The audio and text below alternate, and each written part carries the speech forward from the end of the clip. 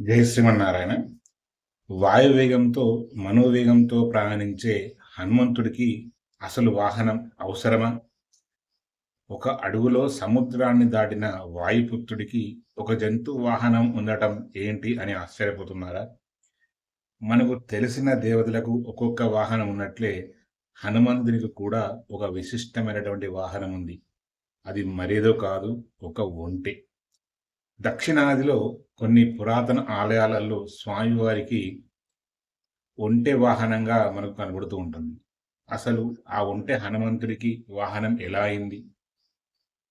వాహనంగా ఎలా మారింది? ఈ వీడియోలో వివరంగా తెలుసుకుందాం.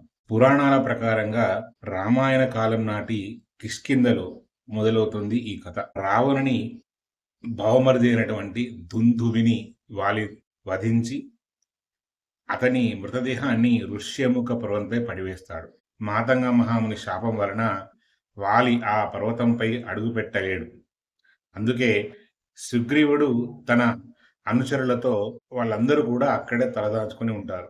శ్రీరాముడు సీతమ్మని వెతుకుతూ పంపా నది సరోవరం తీరానికి వచ్చినప్పటికీ హనుమంతుడు ఆయన్ని మొదటిసారి కలుస్తాడు. ఆ పంపా నది తీరం అంతా ఎడారిలా దట్టమైనటువంటి ఇసుక మెడ్డలతో నిండి ఉంటుంది. అటువంటి ఇసుకలో హనుమంతుడు సులభంగా ప్రయాణించడానికి వీలుగా తన మిత్రుడైనటువంటి సుగ్రీవుడు ఆయనకు ఒక ఒంటెను బహుమతిగా ఇచ్చాడని పురాణ గాథలు చెబుతున్నాయి. ఇంకో విషయం ఏంటంటే, వాల్మీకి రామాయణంలో దీని ప్రస్తావన లేకపోయినా హనుమంతుని జీవితాన్ని సమగ్రంగా వివరించేటువంటి పరాశర సంహితలో ఆంజనేయ స్వామి యొక్క వాహనం ఒంటె అని స్పష్టంగా పేర్కొనబడింది. హనుమంతుడు కేవలం దానిపై ప్రయాణించడమే కాదు, ఆయన ధ్వజం అంటే జెండా పైన కూడా ఒంటె గుర్తు ఉంటుంది. హనుమంతుడు రుద్రాంశ సంభూతుడు కావున శివునికి నంది వాహనం ఎలాగో హనుమంతునికి ఆ ఒంటె అలా సేవ చేస్తుందని భక్తులు నమ్ముతారు.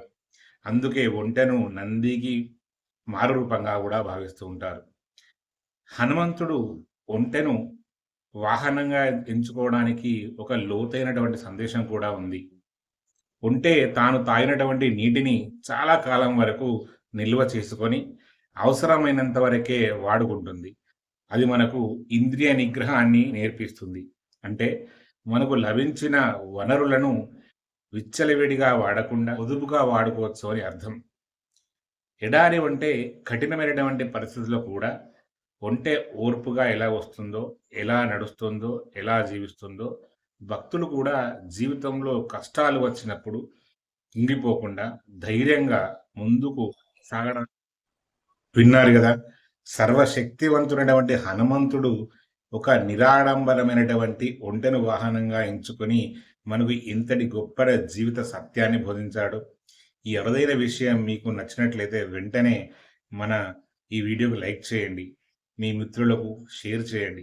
మరిన్ని ఆధ్యాత్మిక విషయాల కోసం మన ఛానల్ ఇప్పుడే సబ్స్క్రైబ్ చేసుకోండి, కామెంట్లో చేయండి. జై శ్రీరామ్, జై బజరంగబలి.